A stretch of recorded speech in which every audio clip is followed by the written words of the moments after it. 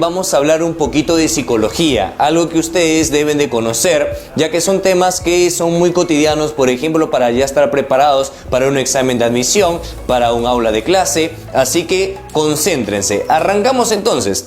Cuando hablamos nosotros de personalidad, estamos hablando de un término que viene de la palabra máscara. ¿Por qué se habla de este término de la palabra máscara? Porque nosotros utilizamos en sí máscaras para socializar. Nosotros en realidad no mostramos nuestra verdadera forma de ser hacia los demás. Siempre mostramos lo que queremos que los demás sepan de cada uno de nosotros. Por lo tanto, es necesario primero conocer determinadas teorías para poder basarnos a lo que debemos entender de este tema de personalidad. En la época antigua, aparece por primera vez una de las teorías más ilustradas de la teoría de la personalidad, en este caso de los humores y los temperamentos. Para ello, hablaremos nosotros de Hipócrates y Galeno. Hay que tener mucho cuidado ahí. Muchos piensan de que todo esto es Hipócrates. Eso es falso. Hipócrates es dueño nada más de la teoría de los 4 humores nada más. Después ya aparece Galeno hablando de la teoría de los 4 temperamentos, que en realidad sirve para complementar la teoría ya existente de Hipócrates. Entonces el primero en hablar de tipologías sería Hipócrates. Profesor, ¿y qué es una tipología? Las tipologías es la teoría que explica que nuestra forma corporal puede decirnos, puede definirnos qué tipo de personas somos. Por ello, el primero en hablar algo parecido a ello fue Hipócrates y va a ser más adelante perfeccionado por Galeno. Entonces, comenzamos. Hablamos según Galeno, los temperamentos. Para Galeno, el temperamento se llama sanguíneo, que es una perfección del humor de sangre que hablaba Hipócrates. Hipócrates tiene fuertes influencias de un filósofo antiguo llamado Empédocles. Empédocles decía que el origen de todo y absolutamente todo está compuesto de 4 elementos: aire, agua, fuego, tierra. Por ende, nosotros también estamos compuestos de 4 cosas. Entonces, Hipócrates decía que el ser humano también debe estar compuesto de 4 formas diferentes, de 4 humores diferentes. Y aparece su tetrafármaco. Quiere decir, habla especialmente de 4 medicamentos para 4 tipos de humores diferentes. Por eso encontramos a Hipócrates como el padre de la medicina. Y Galeno también es considerado uno de los tantos padres de la medicina. Entonces, hablemos que el sanguíneo, con el humor de sangre, ¿por qué tiene ese nombre? ¿Cómo es posible que un humor sea llamado sangre? Sencillo, es porque habla principalmente de aquellas personas que cuando reniegan mucho se ponen colorados. Se ríen demasiado, se ponen colorados. Están muy nerviosos, se ponen colorados. La sangre se va de frente al rostro. Por eso se le llama sangre. Entonces, ¿por qué se caracterizan este tipo de personas? Se caracterizan por ser alegres, por ser sensibles, por ser idealistas. Hablamos de aquellas personas que normalmente si le haces algo se resienten, son muy resentidas. Son personas que pueden estar alegres y después en un momento pueden estar tristes, son muy volubles. Son personas que idealizan demasiado, sueñan demasiado con determinadas cosas y son personas que les encanta estar en público, les gusta la sociedad, les gusta interactuar. A diferencia del flemático.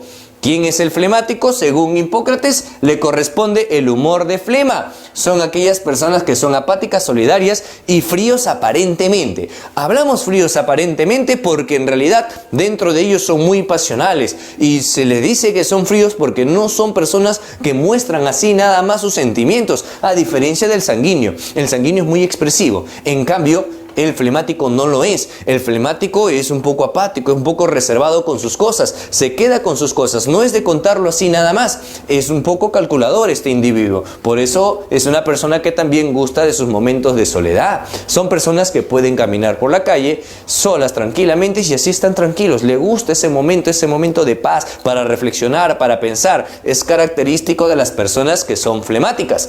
Son los coléricos, que tienen el humor de bilis o también llamada bilis amarilla. Cuando hablamos nosotros de los coléricos o bilis amarilla, estamos hablando de aquellas personas que reniegan fácilmente. Los famosos fosforitos, que cualquier fricción ya se prenden. Todo lo ven reclamar, todo lo ven discutir, todo lo ven pelear. Esos son justamente los coléricos. Y hablamos también del melancólico. El melancólico, o también llamado bilis negra, o antrabilis. ¿Quiénes son estos individuos? Son aquellos personajes que se caracterizan principalmente por tener un pensamiento negativo de todo. Tú le dices, oye, tú puedes hacer esto, vamos, lógralo. No, no soy capaz, no la hago. Su pensamiento es muy pesimista. Pero ¿qué dice Hipócrates? Que se debe dar una eucrasia. ¿Qué es la eucrasia? La armonía de los humores. Quiere decir que para Hipócrates nosotros tenemos que tener los cuatro, un poco de todo, porque eso sería lo mejor, lo idóneo. Debemos tener un momento sanguíneo, un momento de sangre para poder socializar, para ser amigos, para interactuar. Pero lo malo que aquellas personas que tienen una quisicrasia, o sea, desarrollan más uno que otro, no hay una armonía. Los que solo son sangre hablan demasiado, hablan hasta por los codos y no saben en qué momento callar. Para eso necesitan su parte flemática, para que lo calme, para que esa parte le diga, no, en este momento es de seriedad, no es necesario hablar mucho, no es necesario reír demasiado. Lo malo que aquellos que son demasiado flemáticos se caracterizan porque si tú le haces algo no devuelven, le haces algo se lo quedan, no lo estrellan, no lo van a exteriorizar. Entonces ahí es necesario el colérico para reclamar, para poder pedir tus cosas justas, para poder reclamar tus derechos. El flemático se callaría, el colérico no, el colérico reclama. Y lo malo del colérico, cuando es demasiado colérico, es demasiado perfeccionista. Y como eres perfeccionista, quieres que todo te salga al 100%. Para eso aparece el melancólico, para hacerle pisar tierra y decirle, mira, ve, no siempre las cosas van a salir bien, no esperes que todo siempre salga correctamente. Por eso te dice Hipócrates, es necesario que estos cuatro humores se encuentren en una eucrasia. Es necesario que todos estén en una perfecta armonía,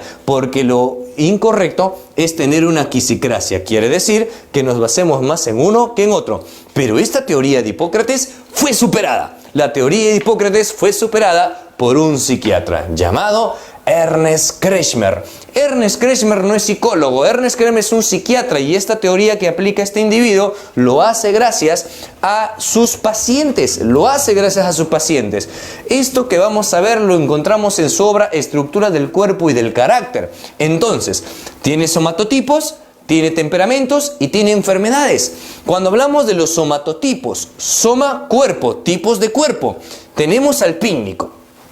¿Quiénes son considerados pícnicos según Ernest Kretschmer? Para Ernest Kretschmer, los pícnicos son aquellas personas de extremidades cortas, son personas gorditas, son personas que carecen de un tipo de características largas, sino que son más cortas, como un cuello cortado, cara redonda, cuerpo redondado, brazos gorditos pero cortos, son los característicos como pícnicos. Entonces, este individuo, según este personaje de Ernest Kretschmer, le corresponde el temperamento ciclotímico. Quiere decir, son personas sensibles. Quiere decir, son personas que si tú les haces algo, se resienten y se resienten muy feo. Son personas que si les dices que eres una persona excelente, maravillosa, se la creen, se emocionan, se vuelven alegres. Pero si les dices cosas negativas, se deprimen, se vuelven tristes. Son personas muy vulnerables. Son juguetonas, son coquetas, son risueñas, son sociables. Les encanta estar en los vínculos sociales para poder hacer más amistades. Son personas algo confianzudas, por así decirlo, porque son aquellos que, así no te conozcan, vienen y te hablan de una manera muy fresca. Son muy abiertos en sus expresiones, son muy abiertos en sus sentimientos y en sus emociones. Eso se caracterizan los que son de características gorditas o pícnicas. Recordemos, muchos preocupados en casa dirán, profesor, entonces yo debo ser una pícnica porque yo ahora tengo un par de lonjitas por aquí y un par de lonjitas por allá. No, mucho cuidado, tú has engordado por la cuarentena. Eso es otra cosa totalmente diferente. Y cuando hablamos de Ernest Kretschmer, es hablar de contexturas corporales. Quiere decir, ya tu cuerpo es así, eres de huesos anchos, familia es así. Por lo tanto, por más que vayas al gym, por más que hagas ejercicio, tu cuerpo va a estar ya estructurado de esa manera. ¿Quién se le contrapone? El leptosómico. El leptosómico son personas extremidades largas, son personas delgadas. Cara alargada, cuello alargado, brazos largos, piernas largas, son aquellas personas, hablando también de contexturas, son aquellos que pueden comer lo que se le pegue la regalada gana y no engordar. Esos son los leptosómicos. La característica principal de ellos es eso, comer y no engordar, ser largos. Cuando hablamos de un pícnico, su tamaño, su talla está entre normal a alto. Cuando hablamos de leptosómico, es también entre normal a alto, pero se caracteriza por ser más alto que normales. Hablamos de los leptosómicos, le corresponde el temperamento esquizotímico. Quiere decir, son personas tímidas, personas calladas, personas muy poco sociables, apáticas, pero muy calculadoras. Les cuesta tener una hilación de la conversación. Quisieran hablar, pero no saben cómo. Su cabeza está en la cabeza, nada más tienen qué digo, no saben qué decir. Y es donde los amigos comienzan a hablar, ríen entre todos. Él le cuesta hablar, pero es muy bueno escuchando. Como le cuesta hablar, es muy bueno escuchando y analizando cada cosa que tú le dices. Por eso estos individuos son muy calculadores. Pero como no son muy expresivos, esos sentimientos lo han ido guardando porque no pueden exteriorizarlo. Y como tú lo guardas, todo lo que tú vas reprimiendo, en un momento sale con fuerza. ¿Y sale a través de qué? Sale a través de pasiones. Son muy pasionales. Mucho cuidado. Pueden ser obsesivos, pueden ser dependientes. Hablamos justamente de los esquizotímicos. Hasta ahí muchos dirán, profesor, un momento, yo conozco muchas personas que son gorditas pero son tímidas. Yo conozco muchas personas que son delgadas pero más bien son sociables. Recuerda, aquí habíamos dicho desde un inicio, cuando hablamos de personalidad, estamos hablando de la estructura dinámica. Y es dinámica y subjetiva. ¿Por qué? Porque justamente utilizamos máscaras. Puede ser que la máscara que esté utilizando es la que tú conoces, pero no conoces su verdadero rostro. Muchos, por ejemplo, nos presentamos por primera vez, y eso te habrá pasado. Cuando inicias una relación sentimental, sientes y dices que los primeros meses siempre fue lo mejor, y después cambió. En ningún momento ha cambiado. Es que recién lo estás conociendo. Tú te enamoraste inicialmente de la máscara que utilizó para mostrar simplemente tus virtudes. Y eso es lo malo en la adolescencia. El adolescente se caracteriza por enamorarse, por ilusionarse de la idea que tiene de la persona. Esa idea lo has construido tú a través de la máscara que utilizó para conocerte. Pero cuando lo conoces realmente dices, cambió. No ha cambiado. Mucho cuidado. Entonces, una cosa es que sean las personas como está estipulado Ernest Kretschmer, y otra cosa que te muestre simplemente una máscara diferente. Pero en su interior sigue siendo tímido, en su interior sigue siendo introvertido. Entonces, hablamos del atlético. Son aquellas personas caracterizadas por de talla normal a chatos, un cráneo totalmente medio cuadrado, medio tosco. Son personas de una espalda muy amplia. Son aquellos que la masa muscular se desarrolla mucho más fácil, a diferencia del leptosómico. Los leptosómicos quisieran engordar, quisieran agarrar masa muscular, pero les cuesta bastante, no lo pueden hacer, no acumulan lípidos. En cambio el atlético sí, el atlético rápidamente agarra masa muscular, volumen muscular agarra el atlético. ¿Por qué se caracteriza? Por tener un temperamento viscoso. ¿Qué quiere decir que tenga un temperamento viscoso? Que son aquellas personas que tienen muy poca imaginación, no son muy capaces en las capacidades cognitivas intelectuales. Son personas soberbias, personas botadas, personas ambiciosas. Esos son este tipo de individuos. Son personas que les cuesta adaptarse a los vínculos sociales. El esquizotímico simplemente quiere adaptarse, pero no sale tema de conversación, pero puede tener su grupo de amigos, puede estar en un grupo de amigos y llevarse bien con los demás, siempre y cuando los demás sepan que esta persona es tímida. En cambio el viscoso no, tiene muy pocos amigos porque le consideran como que es algo muy raro, como que no se adapta. Es el problema de adaptación principalmente. Habíamos dicho que Ernest Kretschmer no era un psicólogo, él era un psiquiatra. Por lo tanto, este individuo había desarrollado sus estudios a través de personas con enfermedades mentales. ¿Cuál fue el error de Ernest Kretschmer? Su error es manifestar que cada una de estas tipologías sí o sí iba a padecer una enfermedad mental. Y ese fue el error. Manifestaba que los pínicos llegarían a sufrir de psicosis maníaco-depresiva. Profesor, ¿qué es la psicosis maníaco-depresiva? Hoy en día lo conocemos como el trastorno de bipolaridad. Son personas que cambian de estar maníaco, eufórico, a depresivos. Son cambios bruscos de estados de ánimo. Ojo, es una fase psicótica, quiere decir que son personas que necesitan de lo que es una terapia farmacológica, psiquiatra y un psicólogo clínico que vean su caso. En este caso, ¿por qué viene la confusión? Porque la mayoría, estadísticamente, de personas que padecen de bipolaridad se da en la etapa de la adultez, característico en la etapa en la cual muchos comienzan a engordar. Por eso viene el error de Ernest Kretschmer. Coincidentemente, Alan García Pérez sufría justamente de bipolaridad y era considerado pínico y tenía las características ciclotímicas. Hablamos de leptosómicos. Según Ernest Kretschmer, sí o sí llegarían a padecer de esquizofrenia. Profesor, ¿qué es la esquizofrenia? Es aquel trastorno, enfermedad mental que se caracteriza por la presencia de alucinaciones. La mayoría inicia con alucinaciones auditivas, escuchando voces. Eso es parte de una esquizofrenia. Hay una gran variedad. Kretschmer no especificó. Quiere decir que para Ernest Kretschmer, una persona leptosómica podría llegar a padecer cualquier tipo de esquizofrenia. Puede ser una catatónica, que son aquellas personas que están tranquilamente caminando y se quedan inmóvil, como estatuas.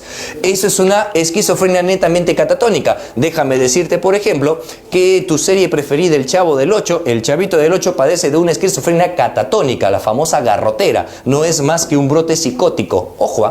Entonces, hablamos también de varios tipos de esquizofrenia, como la simple, la desorganizada. Esto es padecido por las personas leptosómicas. ¿Y a dónde viene el error? Que la esquizofrenia inicialmente aparece en la adolescencia. En la mayoría de casos en la adolescencia. ¿Y cómo son la mayoría de adolescentes? Delgados. Por eso viene la confusión de Ernest Kretschmer. Y dice que las personas atléticas llegarían a padecer epilepsia. Tampoco especifica qué tipo de epilepsia. Recuerda que está la convulsiva y la gelástica. ¿Cuál es la convulsiva? Aquella que caen al suelo y comienzan propiamente a convulsionar. Profe, ¿cuál es la gelástica? La gelástica no es muy común, pero se hizo conocida con la película Joker. Es aquel ataque de risa que no es porque te agrade, sino es un ataque cuando te da ansiedad, cuando te da estrés, comienzas a generar los músculos que provocan que te mates de risa, pero es descontrolado y causa dolor. Esa epilepsia sí existe. Lo que padecía en la película Joker es una enfermedad real. No es muy usual la epilepsia gelástica, pero sí. También el Joker padecía, ojo, de esquizofrenia y también psicopatía. Entonces, hablamos del displásico. ¿Quiénes son característicos del displásico? Son aquellas que tienen problemas con hormonas del crecimiento, con la somatotropina principalmente. Si tu cuerpo dejó de producir la hormona de crecimiento como debería darse, pues sufrirías de enanismo, y si se dio demasiado, generarías gigantismo. Recordemos que para este individuo de Ernest Kretschmer no le dio un temperamento y no le dio una enfermedad al displásico. Debemos de recordar que estamos hablando de contexturas corporales, no estamos hablando en ningún momento que si engordas, que si adelgazas, no está hablando ese momento, que vas al gimnasio, no. Esos son contexturas, son netamente propios de la característica hereditaria de la persona. Cuando hablamos del displásico, Ernest Kretschmer simplemente obvió darle un temperamento y darle una enfermedad. Como hemos visto, hay un pequeño error al aplicarle una enfermedad específica, y esto por eso será superado por el siguiente individuo. Hablemos entonces de Wilhelm Sheldon. Cuando hablamos de Ernest Kretschmer, estamos hablando nosotros de la teoría americana, mientras que, la Kretschmer es alemana, la de Sheldon es la teoría americana, que simplemente ve los somatotipos desde un punto de vista biológico, y como lo vemos desde un punto de vista biológico, él va a utilizar ciertas características que se desarrollan en el sistema nervioso. Ejemplo, hablamos del endomorfo.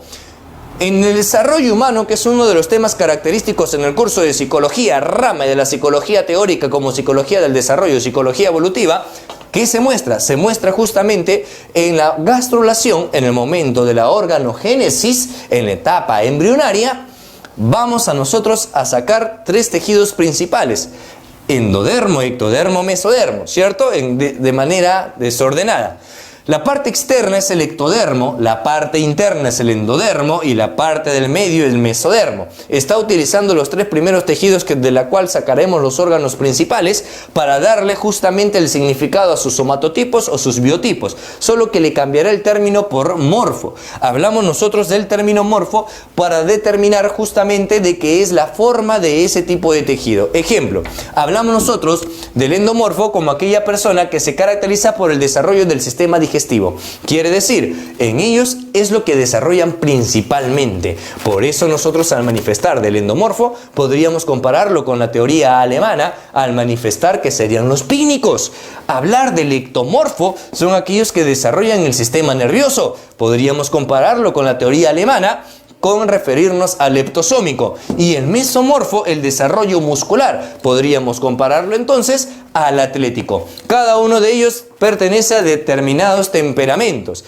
El endomorfo pertenece al temperamento biserotónico, el ectomorfo al cerebrotónico y el mesomorfo al somatotónico. Quiere decir, caracterizado por el endomorfo, son personas que gustan de comer. Si están ansiosas, comen. Si están alegres, pues vamos a celebrar y nos vamos a comer. Si estás deprimido, también come, porque es un mecanismo de defensa. Las personas que comen para generar este tipo de acciones, cuando están deprimidos, cuando están alegres, cuando están ansiosos, comen y comen y comen. ¿Por qué? Porque psicológicamente las capas de lípido son una armadura de protección. Por eso genera las sensaciones de comer. Son personas de postura relajada, están muy cómodos, siempre buscan su comodidad. Y también dice este personaje de Sheldon que son muy sensibles. Mientras que el ectomorfo, los delgados, los del sistema nervioso, son de postura rígida. Muchos de ellos se pueden jorobar un poco, son pasionales y son calculadores. Hablamos del mesomorfo, son somatotónicos, una postura firme, no están jorobados, siempre están rectos. Por eso lo ves a los fisicoculturistas, a personas del ejército, que justamente tienen una postura totalmente firme. Son personas que buscan el poder, son personas ambiciosas. Profesor, pero esto que está diciendo Sheldon es lo mismo que ya decía Ernest Kretschmer. ¿Cuál es la diferencia entonces la teoría de Sheldon con la teoría de Ernest Kretschmer? La diferencia es sencilla, que cuando hablamos nosotros de Ernest Kretschmer, la teoría alemana, él decía que sí o sí eres o pícnico o atlético o eres leptosómico, o eres delgado, eres gordito o eres una persona agarrada. No hay otra característica ahí. Entonces, ¿dónde entran aquellas personas que comienzan a buscarse y ahorita están buscando en casa y dicen, pues yo no soy muy gordito que digamos, así que pícnico no soy? ¿Por qué? Porque Ernest Kretschmer hablaba principalmente de este tipo de forma. Él decía que el pícnico era así. Este es el pícnico. La característica del pícnico: cara redonda, cuerpo redondo, extremidades cortas, no hay cuello. El leptosómico es una cara alargada, cuello alargado, es una persona que se caracteriza por tener extremidades largas.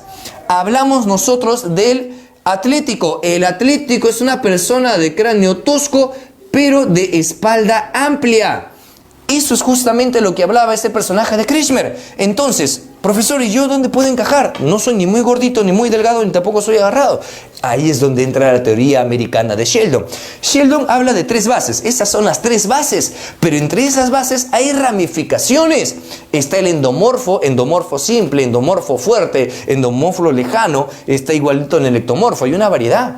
Acá sería Kretschmer, leptosómico, no engorda. Come y no engorda. Y muchos de ustedes que están escuchando la clase son delgados, brazos delgados, todo largo, pero tienen su barriguita, tienen sus rollitos. Entonces, profe, como que no entro acá. Entonces eres una persona considerada como ectomorfo simple. No eres un ectomorfo fuerte. Igualito, tú puedes tener ciertas contexturas gruesas, pero no eres así, pues. No eres así. Entonces eres una persona que eres una ramificación netamente del endomorfo, más no el endomorfo mismo.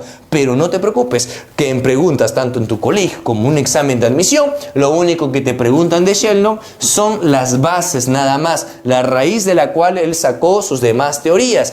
No te basan al test de Sheldon en sí, en la cual hay una ramificación enorme, en la cual sale su famoso triángulo de Sheldon, en la cual podemos ubicar determinados tipos de variaciones. Y para cada uno de ellos hay una división también de este tipo de temperamentos, hay una mezcla. Por eso para Sheldon existe una enorme variedad de formas conductuales en cada una de las personas. No solo nos caracterizamos por eso, hay una variedad enorme. Y esa variedad enorme depende de los biotipos que se puedan ramificar a partir de los ya establecidos, como hemos observado hasta el momento. Sheldon es el que se maneja en la actualidad. Si tú vas a un gimnasio, tú vas al gym, el personal trainer te va a decir que tiene determinados tipos de ejercicios dependiendo si eres ectomorfo, si eres mesomorfo o si eres endomorfo. Son los términos que se utilizan en la actualidad. Mira cómo ha ido cambiando. Desde la época antigua con Hipócrates, que Hipócrates hablaba del sanguíneo, de la sangre, y Galeno hablaba del sanguíneo. ¿Y quiénes eran estos individuos? Los gorditos. Hablaban de flema Hipócrates, Galeno hablaba de el flemático. ¿Y quiénes son? Las personas delgadas. ¿Qué ha estado pasando? Ha estado cambiando estos términos. Con la teoría alemana de Ernest Kretschmer, eso pasó a darle ya un significado más importante, y el perfeccionamiento final con las teorías de Wilhelm Sheldon.